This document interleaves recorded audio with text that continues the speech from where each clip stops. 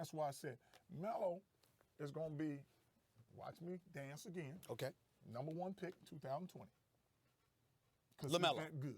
He's that good. I can't wait for a team to say, you know what? I ain't going to pick a 6'8" point guard who's young, who put people in the seats. I'm not going to pick him number 1. LeVar. I guarantee you do, because he that dude. He's going number 1 That overall. dude, number 1. LeVar, let me ask you this before we go, because I know. Lamelo Ball, the 6'7" point guard who as a sophomore in high school dropped 92 points with Chino Hills. He quickly gained notoriety after his father, the one and only LeVar Ball, decided to take Lamelo out of high school during his junior year in one of the most highly publicized moves in high school sports to turn pro in Lithuania. After that attempt fell through, he not only returned to high school ball at Ohio's Spire Academy, he also lost his eligibility to play in the amateur U.S. college basketball system. The 18-year-old, prior to leaving high school ball, was a 5-star recruit and a UCLA commit, and due to his and his father's mistakes, lost both. This also created doubts around LaMelo's name, and some professional teams didn't want to get involved with LeVar Ball and the bad media surrounding LaMelo at first. But now that LeVar has taken the backseat and let LaMelo showcase his skill set in the NBL, some of those troublesome questions have been put to rest.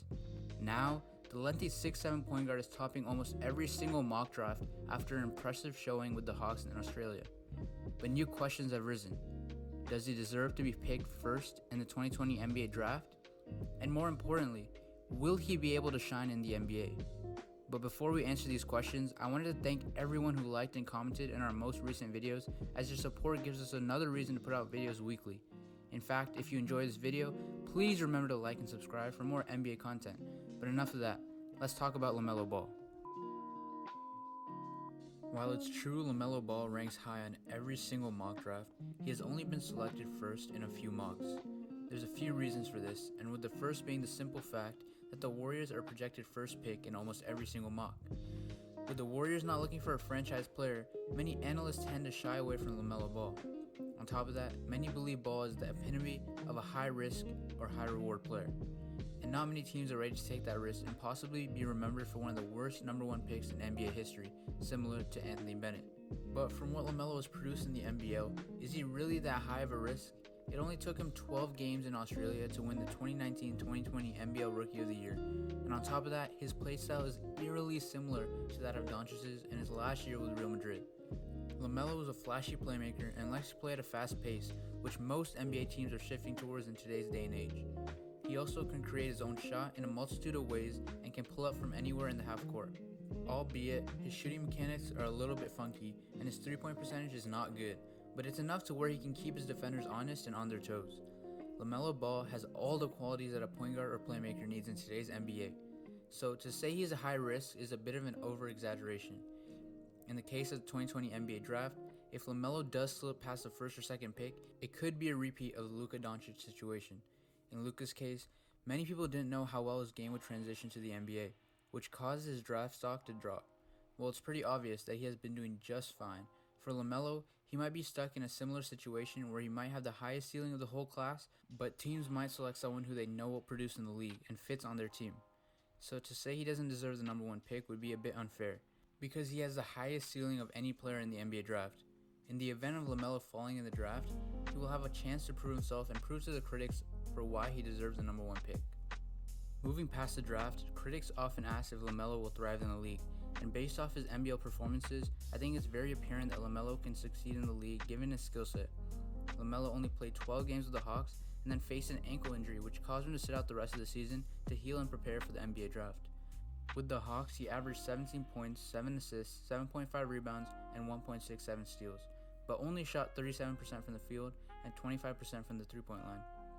Still, LaMelo showed instances of greatness. In his final 2 games, he put up 2 absurd stat lines. In his second to last game, he produced 32 points, 13 assists, and 11 rebounds. And in what would be his final game with the Hawks, he put up 25 points, 10 assists, and 12 rebounds. These final games proved he could lead a team while producing at a high level. Many expected LaMelo coming into the NBL to be overmatched, but instead on most nights, he was the best player on the court. When coming into the league this coming fall, the soon-to-be 19-year-old will bring a fair share of talent to the team drafting him, but there are also a few areas that he needs to improve on, which I will get into later. First, he is already an elite passer. In fact, his passing arsenal seems almost endless.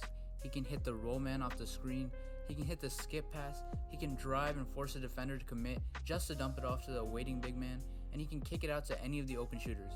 If there's someone open, Lamelo will find him. He has made almost every single type of pass you can think of, and this particular makes him extremely dangerous as a lead guard. He is not the same kid from Chino Hills chucking out 40 shots a game. He's comfortable setting up his teammates for success, which shows that he has really elevated his game. Another plus he brings to any team is the ability to score in a variety of different ways, and while it's true his shot isn't as steady as many hope, just the ability to shoot off the dribble, off of a screen, or even off the catch will not only create more opportunities for himself, but it will create more chances for his teammates. But like I said before, there are a few areas where he really needs to improve on if he wants to become a star in the NBA. The first being his defense and athleticism. On defense, Lamelo is known for his defensive lapses and tends to get lost and go for unnecessary steals or blocks, which put him out of position. At the next level, teams will recognize Lamelo's positioning and capitalize by finding the open man. He also overreacts to jabs and shot fakes, which makes him lose footing and exposed to being really easily beat off the dribble. If Lamelo wants to make the leap to the NBA, his reactionary defense has to be toned down and he has to be able to learn how to properly guard on ball. Without learning these fundamentals, he'll be left exposed on defense and will have to be taken out of the game due to his lack of defense.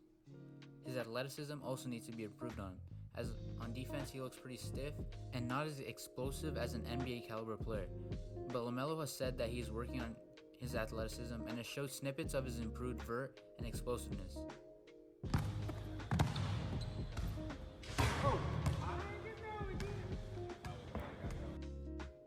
Finally, the most glaring and obvious weakness in his game is his shot efficiency. Many scouts are addressing Lamelo's shot as quote-unquote broken, and the one thing scaring away most NBA teams from picking him. Lamelo can shoot the ball from anywhere, but the percentage of it going down is not very high. With his field goal percentage only at 37% and his 3-point percentage at a shocking 25%, Lamelo will have to improve his shot if he wants to become a versatile guard in the NBA. As of right now, defenders will continue to go under screens since Lamelo's shot is not as consistent. This will only lessen the amount of options he has on offense and will limit his offensive game. But if Lamelo works on his jump shot and knocks down his shots at an improved clip, he could very easily become one of the best point guards in the current NBA. With that being said, Melo is one of the most intriguing prospects to come out of the 2020 draft, and putting him alongside NBA level talent, something he didn't have with the Hawks, could help him blossom into a star in the NBA. Aside from that, I also want to hear your guys' opinion of Lamelo and whether he will prosper in the league or turn out to be one of the biggest busts in NBA history. But one thing will always remain true. Lamelo's come up from Chino Hills to being stuck in LeVar Circus to getting drafted to the NBA will make for one of the most interesting documentaries ever. With that, I hope you guys enjoyed the video, and if you did, please make sure to leave a like and subscribe as your support is greatly appreciated. Until next time.